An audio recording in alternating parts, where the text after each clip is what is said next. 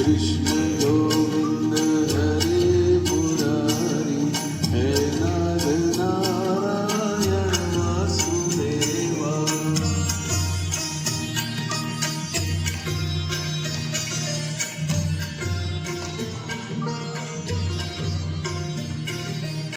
मेरो है गोपाल मेरो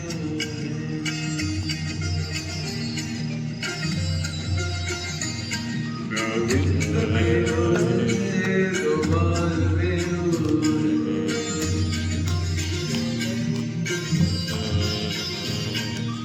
माँ के बिहारी नंदलाल मेरो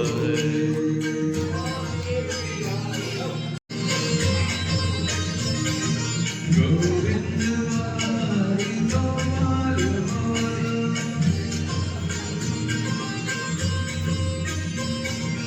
गोविंद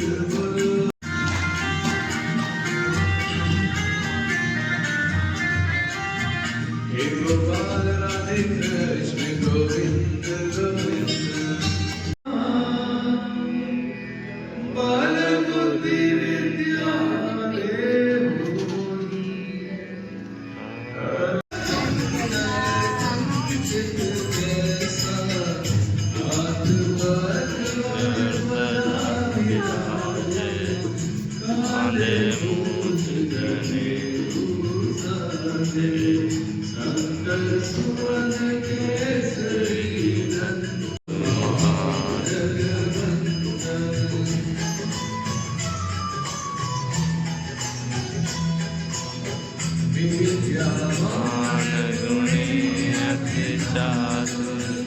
राम काज करिबे को आतुर चरित्र सुनिबे को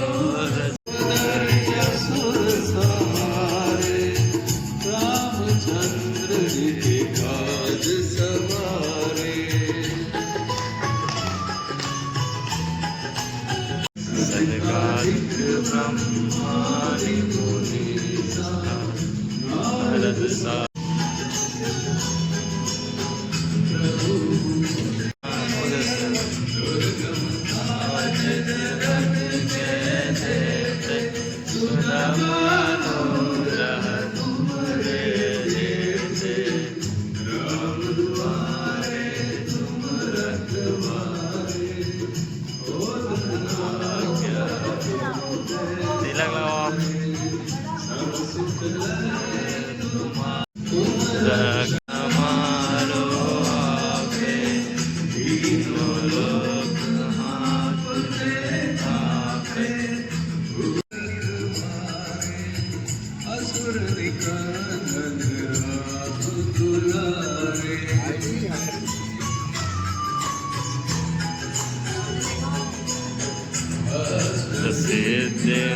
निधि के दाता ईश्वर दीन जानकी माता राम रसायन चिंतन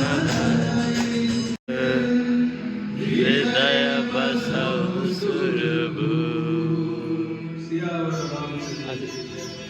पवन सुत हनुमान जी की जय, उमापति महादेव जी की जय, कालिका माता की जय, बोलिए श्री संतन की जय। राम जय जय राम, श्री राम जय जय राम, श्री राम जय राम जय जय राम, श्री राम जय जय राम, श्री राम जय जय राम।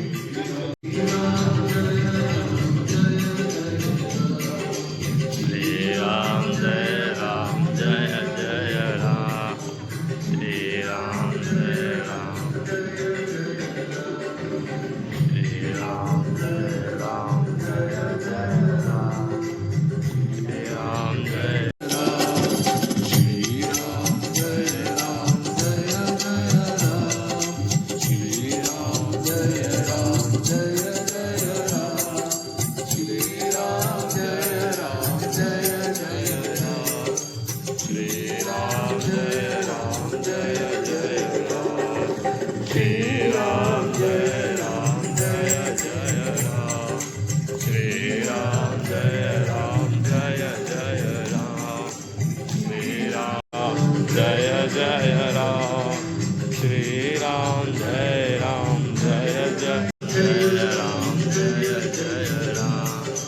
श्री राम जय राम श्री राम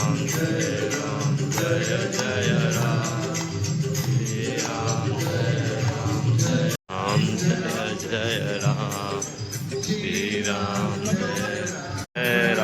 जय राम जय राम श्री राम जय राम श्री राम जय राम जय राम श्री राम जय राम श्री राम जय राम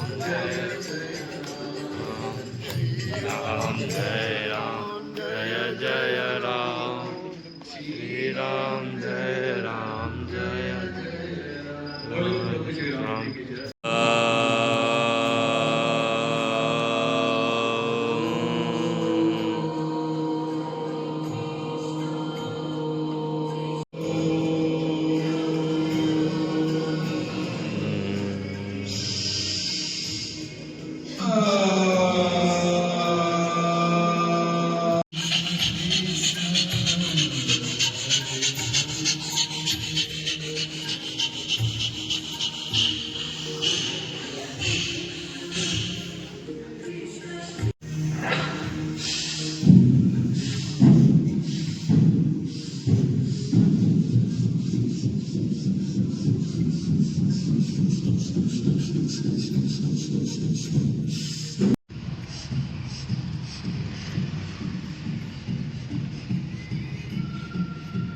राइट पाँव से बंद करके लेफ्ट से लंबी गहरी सांस लेंगे, लेफ्ट से सांस लेंगे तो राइट से छोड़ेंगे, राइट से लेंगे तो लेफ्ट से छोड़ेंगे।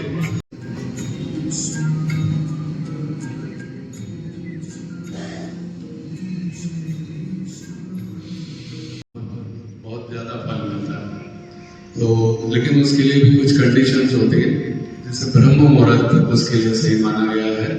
ब्रह्म मुहूर्त 3:45 से 5:45 तक का रहता है। इसमें आप उठ के सुबह उठ के स्नान वगैरह करके और फिर ध्यान करें तो ही इसका सही लाभ आपको मिल पाएगा। तो ध्यान की कई अवस्था है, जो हमारे गौतम बुद्ध जी थे वो इस तरह ध्यान लगाते थे, एक हाथ के ऊपर दूसरा हाथ हथेला रख के, रीढ़ की हड्डी एकदम सीधी, एक ही आसन में, है ना। ध्यान का मतलब ही आसन को जीतना है। जिसने आसन को जीत लिया उसने ध्यान समझ लिया, ठीक है। एक आसन में आप जितनी देर बैठ सकते हैं। आप कहते हैं कि एक दिन तो ध्यान नहीं लगा सकते अपन, 24 घंटे का एक पहर होता है 24 मिनट का, तो कम से कम 24 मिनट का ध्यान हमें लगाना चाहिए, ठीक है। तो कोशिश करेंगे, धीरे धीरे आप 24 मिनट तक पहुँचेंगे आज। लेकिन हम थोड़ा एक नई पोजीशन में ध्यान लगाते हैं। सभी अपने स्थान पर खड़े होंगे। पूरी रहेगी, जो ब्रह्मांड में जो तरंगे हैं वो सारी तरंगे हमारे इस एंटीना के माध्यम से हमारे शरीर के अंदर प्रवेश करेंगे, ठीक है। तो कोशिश करेंगे मन में चल रहे विचारों को विराम देंगे।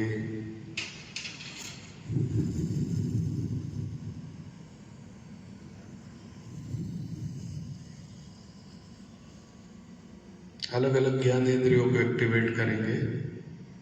देखिए किस तरह के साउंड यहाँ पर आ रहा है, कान के द्वारा हम उस साउंड को सुनेंगे।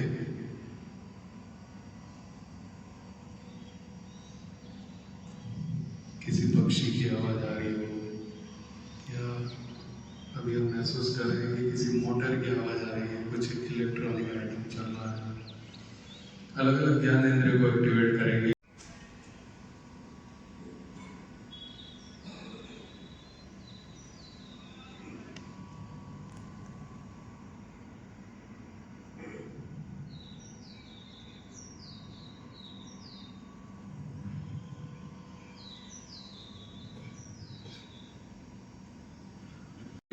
ज्योति जी से प्रार्थना करेंगे, हमारा भी जीवन ज्योतिर्मय प्रकाशमय हो, हमारे जीवन में अंधकार नहीं रहे, हमारा जीवन पॉजिटिविटी से भरा रहे। यदि प्रार्थना के भाव से हम सभी ज्योति जी को नमन करेंगे। केवल हमारी हथेलियों पर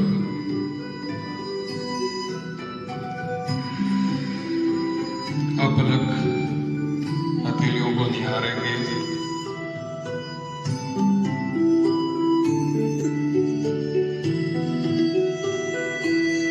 मुंह की लार को रोक के रखेंगे, चेहरे पे मुस्कुराहट रखेंगे।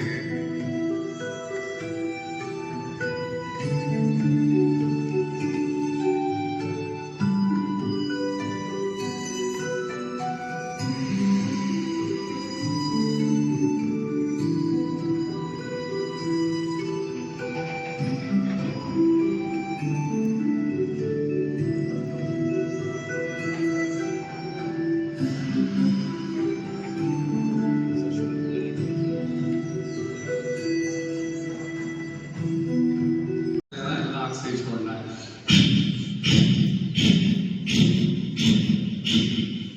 भक्ति के साथ साथ हम शक्ति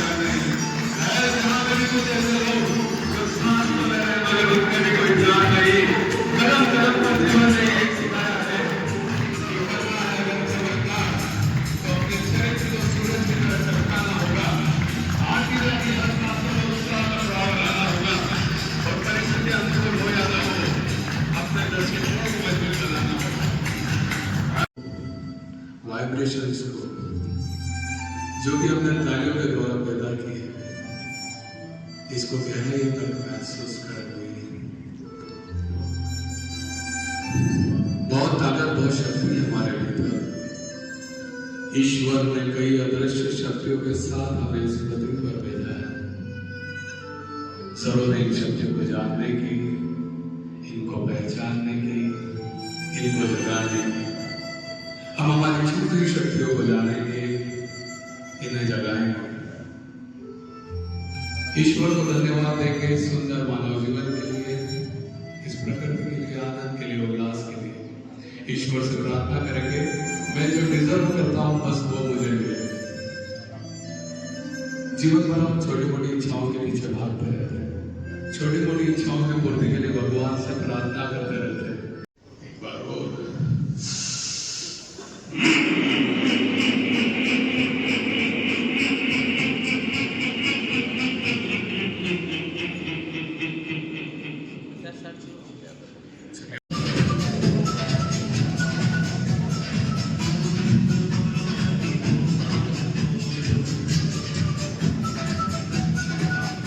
आंखों में कोमलता से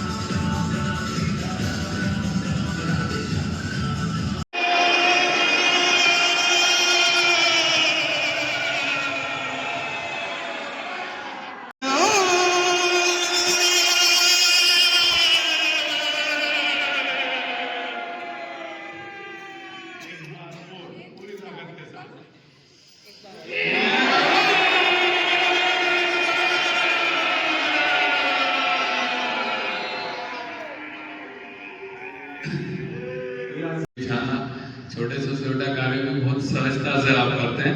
आपकी सहजता, सरलता, आपके जोश जुनून को सभी प्रणाम करते हैं। एक बार जोरदार तालियां। बोलिए प्रभु श्री राम जी की।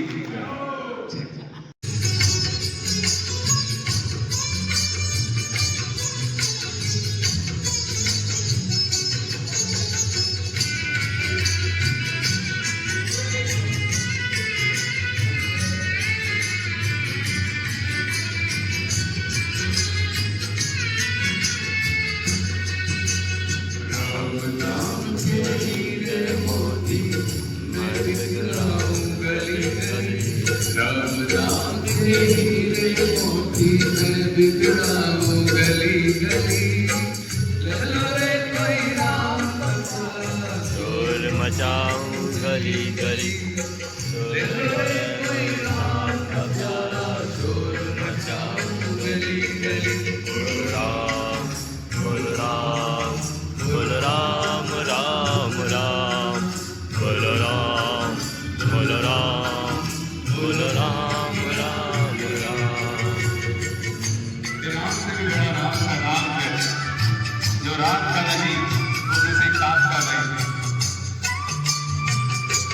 वो जीवन किस काम का जिसमें राम का नाम न हो।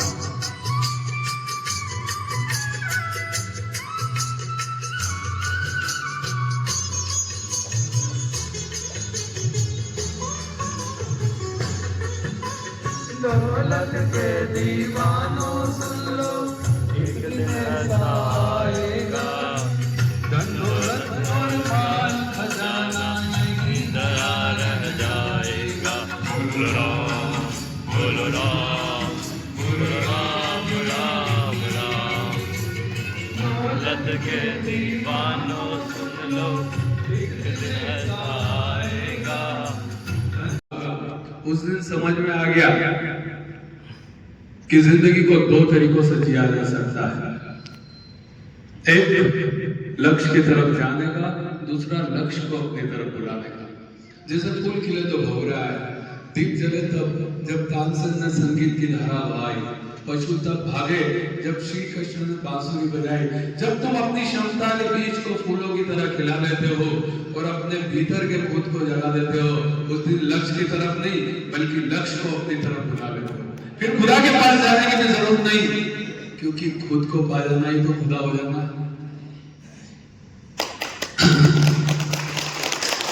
सभी को मेरा प्रणाम।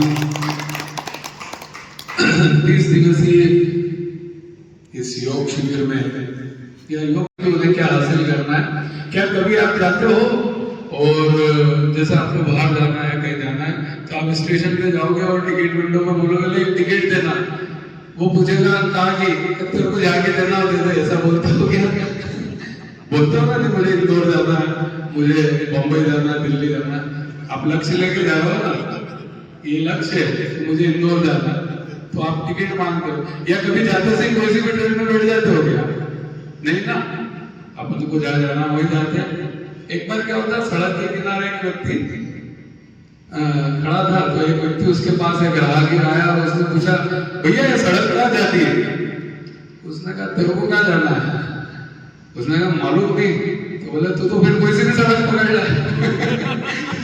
क्या फर्क पड़ता है? तेरे को यही नहीं मालूम है कि तुझे जाना कहाँ है, तो फिर क्या फर्क पड़ता है ना?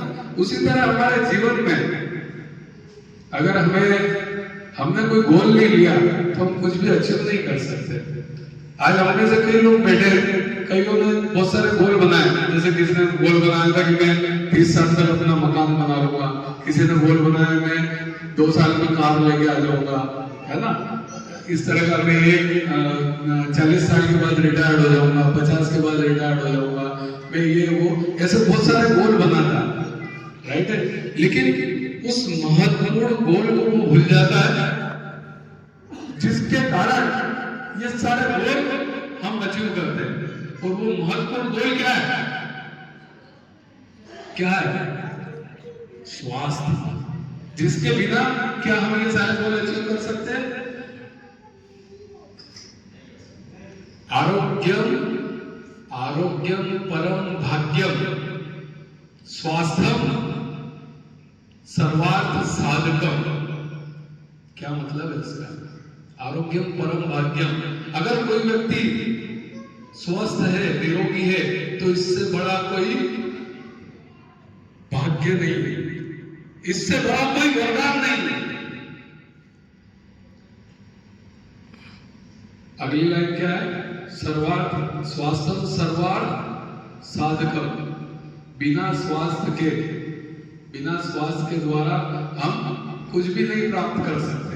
मतलब सभी सफलताओं को प्राप्त करने का, सभी गोल्स को प्राप्त करने का एक ही साधन है, वो है स्वास्थ्य, और उसी को हम भूल जाते हैं। ठीक है, धन, पैसा, सुख, भौतिक सुख सुविधाएं, ये सब कुछ बाद में, पहले हमारा स्वास्थ्य है। धर्म, अर्थ, काम, मोक्ष, ये चारों अगर स्वास्थ्य है तो प्राप्त कर सकते हैं, नहीं तो नहीं कर सकते। तो स्वास्थ्य सर्वोपरि इसलिए कहा गया है कि स्वास्थ्य नहीं, चलिए अपन बात करते हैं, चलो एक तरफ मान लिया कि पैसा सबसे ज्यादा जरूरी है। कौन कौन मानता है ऐसा कि स्वास्थ्य एक बार नहीं मिले चले पर पैसा चाहिए? कोई मानता है क्या ऐसा? अगर मानता हो तो मैं देता हूं उसको 1 करोड़ रुपए दूंगा और साथ में कैंसर फ्री। लेना चाहेगा कोई? लेगा कोई? 1 करोड़ रुपया मिलेगा लेकिन कैंसर मिलेगा, और वो भी आखिरी स्टेज वाला जिसमें 3-4 महीने की वैलिडिटी है केवल। कोई लेगा? नहीं लेगा। मतलब कहीं ना कहीं स्वास्थ्य बहुत जरूरी है। फिर क्यों हम इसके बारे में नहीं सोचते? क्यों हम कोई गोल इसके बारे में नहीं बनाते? बताइए। क्योंकि हमने इसको इम्पोर्टेंस नहीं दिया। और आज की तारीख में जब हम देख रहे हैं कि इंडियंस की लाइफ, एवरेज लाइफ 62 पे आ गई है। जापानीज आज भी 92 इयर्स के एवरेज लाइफ है उनके यहाँ पर, कि 92 एवरेज लाइफ है उनके यहाँ की, 92 साल तक व्यक्ति जीता। और हमारी इंडिया की आ गई 62। और वो दिन दूर नहीं है कि जब शादियों में 6-6 टाइम का खाना आने लग गया है, कि 6-6 टाइम के निमंत्रण आने लग गए। कितनी खुशी होती है यार, इनने 6 टाइम बुलाया है ना। तो वो दिन दूर नहीं कि जब हम 40-50 दिन पार कर ले तो बड़ी बात होती है। ठीक है, क्यों? क्योंकि हमारा स्वास्थ्य के प्रति ध्यान नहीं है। आलस, हमारी जीवन शैली बदल गई है, आलस हमारे अंदर बढ़ गया है। एक छोटा सा वृतांत सुनाता हूँ, काफी मजा आएगा आपको। यमराज जी चिंतित मन से बैठे ऊपर, तो चित्रगुप्त जी आए, बोले यमराज जी इतने चिंतित क्यों हो, ऐसी चिंता में क्यों बैठे हो? तो यमराज जी बोले यार मुझे मेरी नौकरी खतरे में लग रही है। तो क्योंकि आजकल में यमदूतों को भेजना ही नहीं पड़ता किसी को लाने के लिए, कोई काम ही नहीं बचा है। आजकल आदमी स्मार्ट हो गया है, इतना स्मार्ट हो गया है कि वो सारा काम उसने मेरा खुद ही ले लिया। तो चित्रगुप्त जी ऐसा कैसे क्या मतलब क्या बताना चाह रहे हैं आप? पहले वो बड़ी सी किताब निकालते हैं अपनी यमराज जी, बोले देखो इस आदमी को देखो, रात को 2 बजे तक सोता है, सुबह 12 बजे तक उठता है। इसने अपने जीवन के 10-20 साल से भी कम कर लिए, ये यूं ही पिला जाता है। पहले तो मेरे को इसके प्राण हरने की योजना बनानी पड़ती है, इसको लाने के लिए योजना बनानी पड़ती है कि इसको कैसे लेके आऊं। अब तो खुद ही मेरे पास आ जाता है, पहले ही आ जाता है। देखो किसी एक आदमी को देखो शुद्ध जल छोड़कर, अमृत छोड़कर जंक फूड ले रहा है या सॉफ्ट ड्रिंक्स वगैरह, कोक, पेप्सी पी रहा है। इस आदमी को देखो, इसके पास शरीर हिलाने का समय नहीं और 5 घंटे सोशल मीडिया चला रहा है। तो ये सब लोगों ने 20-20 साल, 10-10 साल, 30-30 साल उम्र अपनी ही कम कर लिए और आलस्य की सीढ़ी चढ़ गया कि मेरे पास अपने आप आ जाते हैं, तो मुझे जरूरत ही नहीं पड़ती यमदूतों को भेजने की। इससे हमें क्या हो सकता है मित्रों की, ये जो यमराज जी की बात मैंने बताई है, चित्रगुप्त जी की बात बताई है, काल्पनिक हो, लेकिन इसमें जो शरीर की बात है वो हमारा असली है। जो शरीर की फाइल है वो हमारी असली है। इससे क्या सीखना चाहिए? स्वस्थ रहना तो सीखना है, उसके लिए क्या करना चाहिए? डिसिप्लिन, अनुशासन। अनुशासन, आलस को हमें छोड़ना है और अनुशासन को हमें अपनाना है। जब हमारा जीवन अनुशासित होगा तो हम स्वास्थ्य को प्राप्त कर सकते हैं। तो ये एक छोटी सी कहानी थी आपको समझाने के लिए। इसी में हम आगे बढ़ते हैं कि किस तरह हम हमारे स्वास्थ्य को प्राप्त करें। तो जो हमारे सबसे बड़े उदाहरण है अनुशासन की, जैसे हमने बात करी, मर्यादा की अगर हम बात करें तो इस संसार के सबसे बड़ा उदाहरण हमारे मर्यादा पुरुषोत्तम राम से बड़ा कोई उदाहरण है नहीं। बहुत अनुशासित जीवन उन्होंने जिया, बहुत मर्यादा के साथ उन्होंने जीवन दिया। ठीक है, संसार में ऐसा कौन है जिसे राम के जैसा मित्र, राम के जैसा पुत्र, राम के जैसा पति, राम के जैसा भाई, राम के जैसा राजा और यहाँ तक कि राम के जैसा मर्यादित शत्रु न चाहिए। राम हर रिश्ता निभाना जानते हैं, राम हर कसौटी पर खड़े उतरते हैं। केवट, निषाद राज, माता शबरी जो राम जी से मिलने कभी अयोध्या नहीं आ पाते, राम उनसे मिलने के लिए 14 वर्ष का वनवास लेते हैं। जब बड़े से बड़ा पराक्रमी युद्ध लड़ता है तो दो संभावनाएं होती है, या तो वो जीत का तिलक लगाएगा या कलंक धारण करेगा। पर हमारे राम जी के साथ ऐसा नहीं था। उन्होंने जब भी युद्ध किया, युद्ध तो जीता, साथ में शत्रु को भी जीत लिया। राम जी ने अपने जीवन में जो कहा, जो किया, वो सब मिसाल बन गया। करुणा, दया, न्याय की मूर्ति राम जी के लिए मर्यादा पुरुषोत्तम केवल उपाधि नहीं है, वो एक यथार्थ सत्य है। जैसे सूर्य के तेज से अंधेरे का मिट जाना सत्य है, जैसे चंद्रमा की स्थिति से लहरों का विचलित हो जाना सत्य है। साथियों, जितनी जरूरी बीमार व्यक्ति के लिए औषधि, अंधे के लिए उसकी लाठी और बुढ़ापे के लिए योग्य संतान होती है, उतना ही जरूरी इस घोर कलयुग में राम का नाम है। तो हम इस राम जी के जीवन यात्रा से ही हमारे जीवन का अनुशासन और मर्यादा सीखने का प्रयास करते हैं। एक छोटा सा प्रसंग मैं राम जी का सुनाता हूँ और उसके ऊपर हम फिर बात करते हैं कि क्या हम हमारे जीवन में उतारें, क्योंकि बात है बिना अनुशासन, बिना मर्यादा के हम स्वास्थ्य को भी हासिल नहीं कर सकते। तो अनुशासन राम जी से सीखेंगे। प्रसंग है जब हमारे प्रभु श्री राम जी को वनवास हुआ तो प्रभु श्री राम जी साथ में माता सीता और उनके भ्राता लक्ष्मण वनवास को निकले। तो पहली रात जो उन्होंने तमसा नदी के यहाँ पर बिताई थी, तो सारी प्रजा भी अयोध्या के साथ साथ उनके चली कि हो सकता हम प्रभु श्री राम जी को वापस ले आए। इस चक्कर में उनके साथ साथ चले।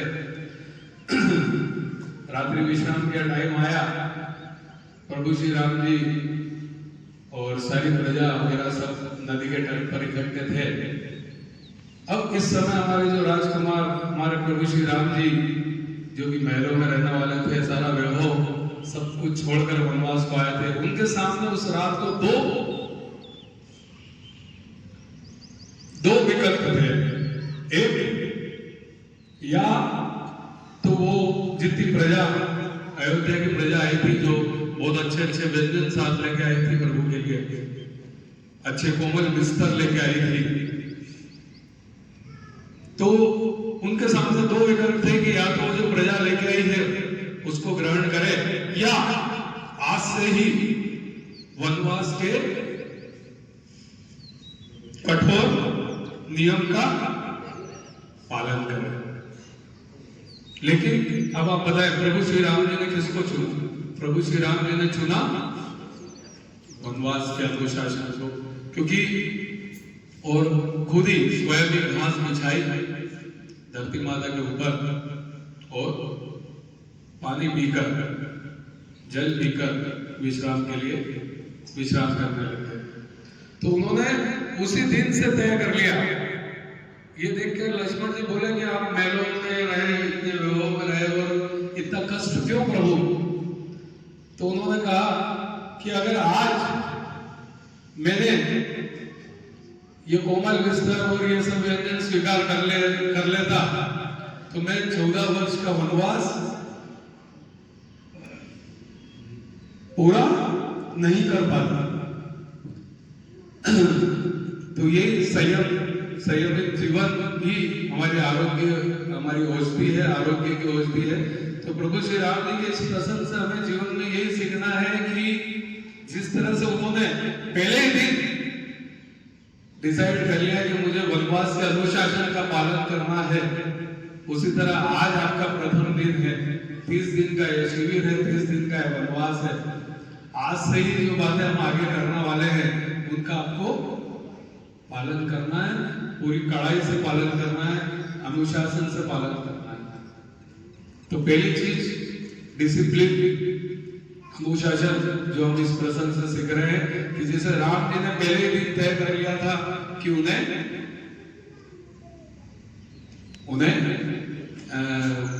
मतलब वनवास के नियमों का पालन करना, उसी तरह हमें भी 30 दिन यहाँ के अनुशासन का पालन करना है। आलस्य को बिस्तर में छोड़ के आना है घर पर और समय पर उठना है, ठीक है। दूसरा डाइट, भगवान जी श्री राम जी ने वनवास के दौरान 56 भोग नहीं लिए, क्या लिया, क्या खाया, कंदमूल, है ना, कंदमूल और फलों का सेवन करके उन्होंने वनवास बिताया। तो विज्ञान के हिसाब से देखा जाए तो इस प्राकृतिक आहार को सबसे बढ़िया आहार माना गया है। ये आहार केवल हमारा पेट नहीं भरता, हमारे विचार भी शुद्ध करता है। तो कहते हैं ना कि जैसा अन्न वैसा मन, और जैसा मन वैसी बुद्धि, और जैसे बुद्धि वैसे विचार, और जैसे विचार वैसी वाणी, और जैसी वाणी वैसी क्रिया, और जैसी क्रिया वैसी गति, ठीक है। तो अन्न का इतना महत्व है, हम जो खा रहे हैं उसका कितना महत्व है ना। तो जैसा अन्न वैसा मन। तो इस बात का हमें ध्यान देना है कि इस 30 दिनों में हमें बिल्कुल सात्विक भोजन लेना है, सात्विक आहार लेना है। हम यहाँ आपको हर रविवार सिखाएंगे भी कि सुबह आपको क्या खाना है, और ये सब भी बताएंगे कि दोपहर आप घर पे क्या खाएंगे, ठीक है। तो दूसरा क्या होगा, पहला हो गया डिसिप्लिन जो हम राम जी की इस यात्रा से सीख रहे हैं, दूसरा हो गया डाइट, और तीसरा मर्यादा, जीवन की मर्यादा, है ना। स्वाद बहुत मांगती है ना जीवन, तो इसकी मर्यादा का भी ध्यान रखना पड़ेगा। और सुबह जल्दी उठने की मर्यादा, जल्दी उठने का इसका भी ध्यान रखना पड़ेगा। तो ये चीजें हम इस प्रसंग से सीखते हैं। अब हम बात करते हैं डूज और डोंट। जिनने भी लक्ष्य लिए और जिनने लक्ष्य नहीं लिए, अभी जब हमारा रजिस्ट्रेशन होगा उस समय आप अपना नाम, पता, मोबाइल नंबर और अपना लक्ष्य जरूर लिखाएं। और यहाँ पर जाए तो कितना पैसा आएगा पता है आपको, 36,000 करोड़ ठीक है। तो 36,000 करोड़ की ये बॉडी हमारे पास है, इतना कीमती शरीर है, इतने ऑर्गन्स महंगे हैं मार्केट में, लेकिन हम इसकी वैल्यू समझते हैं। कई लोग अपने आप को गरीब मान के जी रहे हैं, अरे भैया 36,000 करोड़ का आदमी है, कहाँ से गरीब तो अपने आप को गरीब ना समझे। पर अब इतने कीमती शरीर का हमें बहुत ध्यान रखना चाहिए।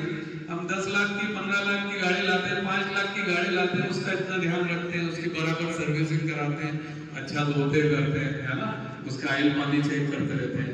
पेट्रोल डलेगा तो पेट्रोल ही डलाते हैं, कभी डीजल नहीं डलाते, पर अपने शरीर में अपन सब डाल लेते हैं। तर कचूरी आ रही आम दे, है ना, गुलाब जामुन आ रहा आम दे, रसगुल्ला आ रहा आम दे, किसी चीज के लिए ना नहीं, किसने 56 बनाया ना, 56 ही खाऊंगा, ठीक है, छोड़ूंगा नहीं। तो शरीर आपका है, अगर आप बीमार होते हैं तो इसका कारण हम स्वयं होते हैं और इलाज भी हमें स्वयं करना, ठीक है। तो हम आज यही जानेंगे कि इस शरीर को स्वस्थ कैसे रखा जाए। जिनको भी किसी भी तरह की बीमारियां हैं, या जो बैठे हैं, ब्लड प्रेशर है, शुगर है, या वजन ज्यादा है, या थायराइड है, ये सारी बीमारियां जिनका मैं नाम ले रहा हूँ, ये किसी वायरस या बैक्टीरिया से नहीं हो रही कि किसी मच्छर ने काट लिया, किसी कुत्ते ने काट लिया है, किसी ने भी काट लिया तो ये बीमारी हो गई, है ना। ये सब बीमारियां क्यों हुई है पता आपको? ये सब बीमारियां लाइफ स्टाइल की वजह से हुई है, हमारी जीवन शैली की वजह से हुई है, हमारा खान पान की वजह से, गलत खान पान की वजह से हुई, ठीक है। तो सुधारना किसको है? हमारी जीवन शैली, जो हमारी बायो क्लॉक बिगड़ गई है हमारे शरीर की, उस बायो क्लॉक को सुधारना है, अच्छा खान पान लाना है, अच्छे विचार लाना है मन में। जब खान पान अच्छा होगा तो विचार अपने आप अच्छा आएगा, सब कुछ अच्छा होने लग जाएगा, ठीक है, तो हम इसी पर चर्चा करते हैं कि आखिर हम ऐसा क्या करें कि जिससे हमारी बॉडी वापस से फिट हो जाए, वापस से हिट हो जाए। और जैसे मैंने बताया, अगर आज से आप इन नियमों का पालन करते हैं तो 7 साल में आपका अगर कोई ऑर्गन खराब भी है तो वो नया बन जाएगा। क्यों? क्योंकि 7 इयर्स में हर सेल बॉडी की नई बन जाती है ना। लेकिन कईयों की शुगर बीपी क्यों रह जाता है हमारा? क्योंकि वो मानसिक बीमार हो जाते हैं। हमने दिमाग में बिठा लिया कि मुझे शुगर है, बीपी है, थायराइड है, तो वो 7 साल बाद भी वही रहता है और उनके आहार और इनमें भी परिवर्तन नहीं होता है, इसलिए भी वो बीमारी नहीं जाती। तो आहार में बदलाव करेंगे तो 7 साल बाद ये शरीर आपको नया मिलेगा। चलिए तो डायरेक्ट मुद्दे पे आते हैं। बातें बहुत सारी है लेकिन अब 30 दिन है तो उसमें करते रहेंगे। लेकिन आज चूंकि आप लक्ष्य ले रहे हैं तो मुझे ये सारी जानकारी देना जरूरी है कि डूज और डोंट, क्या करना और क्या नहीं करना। ठीक है, तो सबसे पहले सुबह उठते ही क्या करना है? देखिए, ये जो मैं आपको बता रहा हूँ डाइट, ये सभी के लिए कॉमन है। उन्हें दुनिया की कोई सी भी बीमारी हो, वो ये डाइट सभी में काम करेगा। ठीक है, कोई सी भी बीमारी हो या आदमी स्वस्थ भी रहना चाहता हो तो भी वो इसका उपयोग कर सकता है। तो सुबह उठने से हमें क्या करना है? गुनगुना पानी आप चाहे पी सकते हैं, जिसकी इच्छा है। 1 गिलास के आसपास की आपकी जो इच्छा है। लोग कहते हैं 5 गिलास पीना, 6 गिलास पीना, गलत। 1 गिलास भी सफिशिएंट होता है गुनगुना पानी। 1 साल 1.5 साल तक तो मैंने गुनगुना पानी भी नहीं पिया था सुबह। डायरेक्ट मैं एक्सरसाइज के बाद ही गुड़ पानी पीता था, लेकिन गुनगुना पानी सुबह उठ के पी सकते हैं। कायदा कहता है कि सूर्य के बाद, सूर्योदय के बाद हमें 1 घंटे बाद कुछ लेना चाहिए, लेकिन पानी अपन ग्रहण कर सकते हैं। ठीक है, चाय नहीं पीना है। जो लोगों का अमृत पेय है ना, जिसके बिना वो जी नहीं सकते, है ना। सुबह की चाय सबसे बड़ा जहर है। ये हमारे एसिडिक मीडिया को बढ़ाता है, हमारे एसिड को बढ़ाता है, और जब शरीर में पित्त की मात्रा बढ़ती है तो सब रोग बढ़ते हैं। तो हम सबसे पहला काम ये करें कि इस जहर को छोड़ दें। स्लो पॉइजन है जो धीरे धीरे हमको मार रहा है, खत्म कर रहा है। तो सुबह की चाय छोड़ दें। सुबह आपको पीना है, अगर आपको शुगर नहीं है तो हम आपको यहाँ 16 तरह की नाश्ता देंगे, जिसमें पहली चीज होती है गुड़ पानी। गुड़ पानी से आप शुरुआत कर सकते हैं। सूर्योदय के 1 घंटे बाद आप गुड़ पानी का सेवन करें, और ये जो 16 प्रकार के हम प्राकृतिक नाश्ता आपको कराएंगे, उस नाश्ता को आप ग्रहण कर सकते हैं। नाश्ता आप देख ही लेंगे क्या रहता है उसके अंदर। तो जो उसमें कुछ ड्राई फ्रूट्स हैं, फ्रूट्स हैं और कुछ सीड्स हैं। तो फ्रूट्स लेना बहुत जरूरी है। खाली पेट ही फ्रूट्स लेने, रात को फ्रूट्स नहीं खाना। कई लोगों की आदत है कि रात को फ्रूट्स लेते हैं। तो फ्रूट्स खाना है सुबह 8 से 10 के बीच में आपके नाश्ता का टाइम है। फ्रूट्स कितने खाना है? तो ज्यादा से ज्यादा फ्रूट्स जितना खाना चाहें खा सकते हैं। 4-5 तरह के जो सीजन में आते हैं, सीजनेबल जो फ्रूट्स है वो ले सकते हैं। अपने वजन में 10 का गुणा करके आप फ्रूट्स खा सकते हैं। आपका वजन 70 किलो है तो 700 ग्राम तक फ्रूट्स खाने में कोई तकलीफ नहीं। सब फ्रूट्स मिला के आप 700 ग्राम तक ले सकते हैं। तो क्या काम करना है? 8 से 10 के बीच में ये नाश्ता करना है। नाश्ता आपको कराएंगे, प्रैक्टिकल कराएंगे। यही नाश्ता आप रोज करें, कोई दिमाग लगाने की जरूरत नहीं। जो मैं बता रहा हूँ करो, क्योंकि दिमाग हमने लगा लिया, 2.5 साल 3 साल प्रैक्टिकल कर लिया। ठीक है, अब आपको केवल करना है। तो फ्रूट्स खाया आपने, अच्छे से उनको वॉश कर ले, धो ले। ये जो लोग कहते हैं केमिकल रहते हैं, तो हमारे दिमाग में ये ना है कि हम पेस्टिसाइड्स खा लें।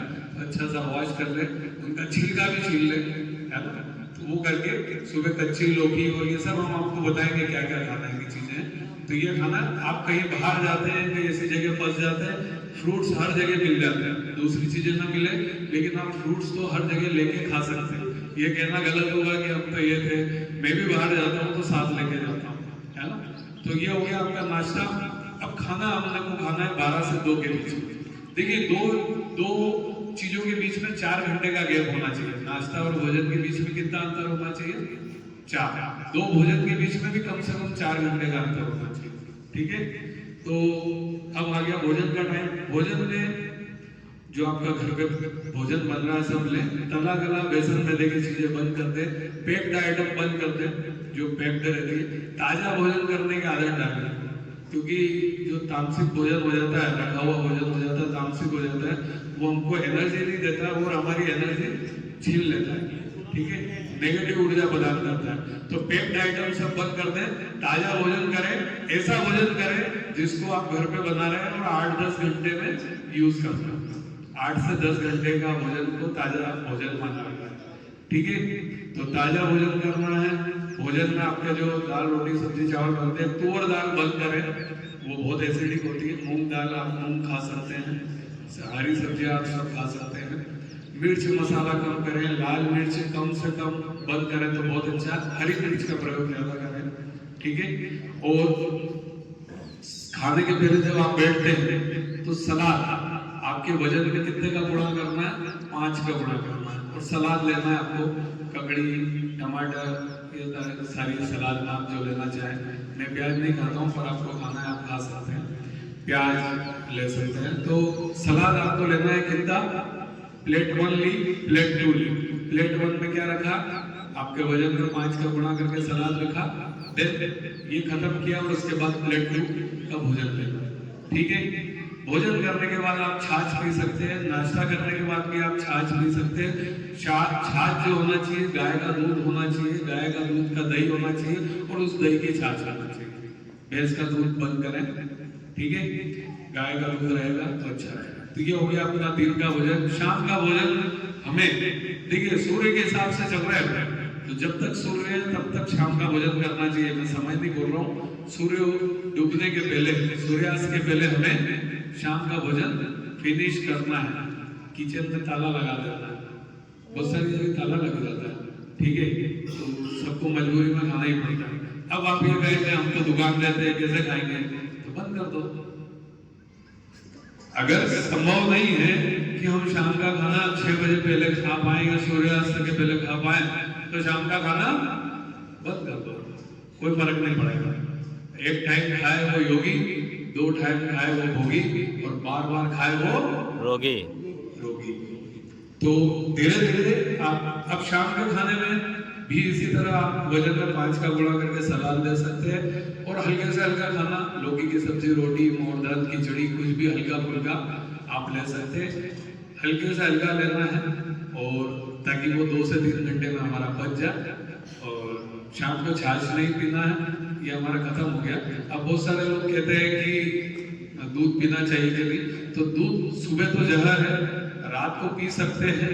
लेकिन जिन लोगों को बीमारियां हैं, जैसे किसी को शुगर है, ब्लड प्रेशर है, थायराइड है, जिन लोगों को बीमारियां हैं, उनको मिल्क प्रोडक्ट छोड़ के देखना चाहिए कि 1 महीने में क्या परिवर्तन आ रहा है। जैसे किसी का कोलेस्ट्रॉल बढ़ा हुआ, जितने भी मिल्क प्रोडक्ट्स हैं उन सब में कोलेस्ट्रॉल होता है, और जितने भी प्राकृतिक प्रोडक्ट्स हैं उनमें किसी में भी कोलेस्ट्रॉल नहीं होता है। देखिए 2 तरह के फूड है इस दुनिया में। एक वो फूड जो प्रकृति ने हमें दिए, किसने दिए? भगवान ने हमें दिए, राइट है। वो सारे प्राकृतिक फूड है, वो सारी हमारी एनर्जी को बढ़ाते हैं, है ना। और एक फूड हमने बनाया VIP फूड, जो ईश्वर ने नहीं बनाया, मनुष्य ने आविष्कार किया। रोटी का आविष्कार मनुष्य ने किया, कचौरी का आविष्कार, गुलाब जामुन का आविष्कार, ये सब मनुष्यों के आविष्कार। तो हम जितना VIP फूड पे जाएंगे और जितना प्राकृतिक फूड कम होंगे उतनी बीमारियां बढ़ेंगी, और जितना हम प्राकृतिक फूड बढ़ाएंगे उतनी हमारी शरीर से बीमारियां खत्म होंगी। तो हमें कौन सा फूड बढ़ाना है? प्राकृतिक फूड कम से कम हमारे भोजन के अंदर 50% से ज्यादा होना चाहिए, ठीक है। तो प्राकृतिक फूड को बढ़ाना है। अब आप समझ लें प्राकृतिक फूड कौन सा है, और जिन लोगों को बीमारियां हैं उन लोगों को एनिमल प्रोडक्ट्स बंद करना है, ताकि जो उनमें कोलेस्ट्रॉल वगैरह होता है वो मिलना बंद।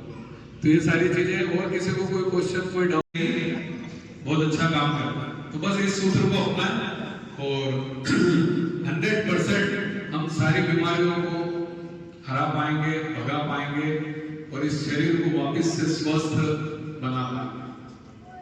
तो अच्छा लगा हो तो एक बार जोरदार तालियां हो जाए। सूत्र बहुत छोटे हैं, बड़ी बड़ी बीमारियों के सूत्र बहुत छोटे छोटे होते हैं, उपाय बहुत छोटे छोटे होते हैं, लेकिन हमारा दिल मानने को तैयार नहीं होता है कि अरे इतनी बड़ी बीमारी और ऐसा करने से ठीक हो जाएगी। मैं 12 घंटे नहीं खाऊंगा तो क्या मेरी शुगर ठीक हो जाएगी, मेरा ब्लड प्रेशर ठीक हो जाएगा, थायराइड ठीक हो जाएगा? बिल्कुल ठीक होगा। करके देखो, कुछ लग तो नहीं रहा। 1 महीने बाद आपका जीवन वैसा वापस जी सकते हो आप। 10 बार खाना खाना, कोई नहीं हो गया। इस बार खाना है, कोई नहीं रोकेगा। वैसे ही आजकल लोग शादियों में सुबह की नाश्ता, खुशी चाहता हूँ तो गौतम बुद्ध ने कहा एक काम करो, पहले इसमें से मैं हटाओ। मैं मतलब क्या होता है? अहंकार। फिर इसमें से चाहता हूँ हटाओ, इसका मतलब क्या होता है? इच्छा। तो जब मैं और चाहता हूँ बढ़ जाएगा तो क्या बचेगा? खुशी। तो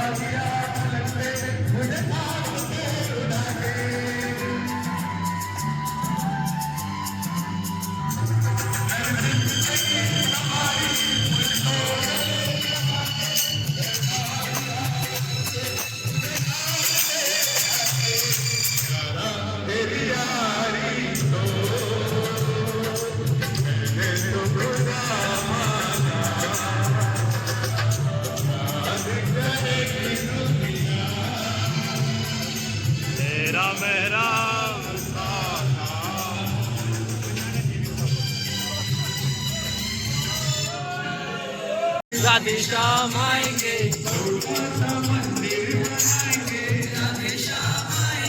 मंदिर को खूब सजाएंगे। राधे श्याम आएंगे, मंदिर बनाएंगे। राधे श्याम आएंगे, मंदिर बनाएंगे। राधे श्याम आएंगे।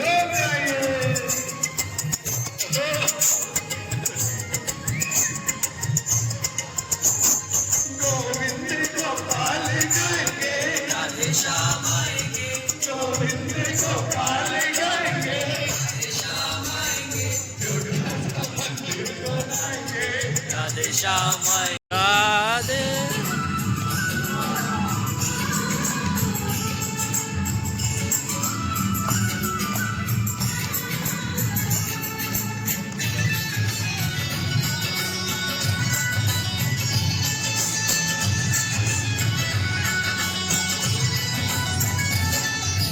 नंदनी तो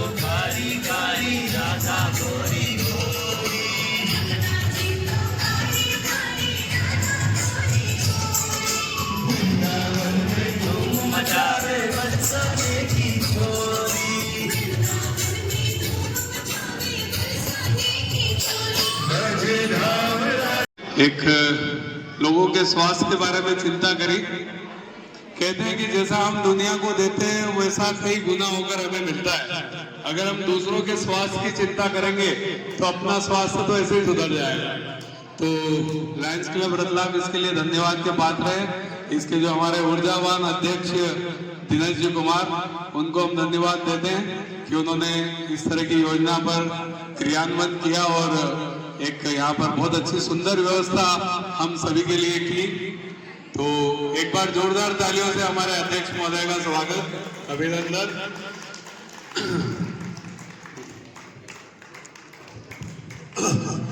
लायंस क्लब रतलाम आप सभी का हार्दिक अभिनंदन करता है। आज हमारे मध्य लायंस क्लब से ही पूर्व डीएसपी साहब, हमारे लायंस क्लब के अध्यक्ष दिनेश जी और सभी दीक्षित जी, सभी से निवेदन है लायंस क्लब के मेंबर्स आए और पवन सर का स्वागत करें। डॉक्टर पवन जी मुजावदिया।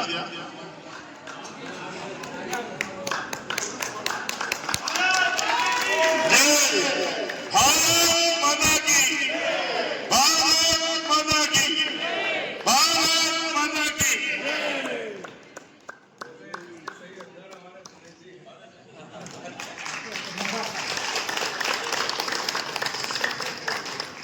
एक अति सुंदर आयोजन लायंस क्लब की ओर से रखा गया।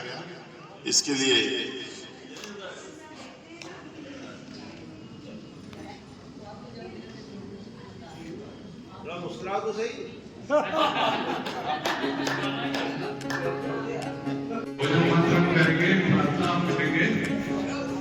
राम राम जय राजा राम, राम राम जय सीता राम, राम राम जय राजा राम, राम राम जय सीता राम, राम राम जय राजा राम, राम राम जय सीता राम, राम राम जय राजा राम, राम राम जय सीता राम, राम राम जय राजा राम, राम राम जय सीता राम, राम राम जय राजा राम।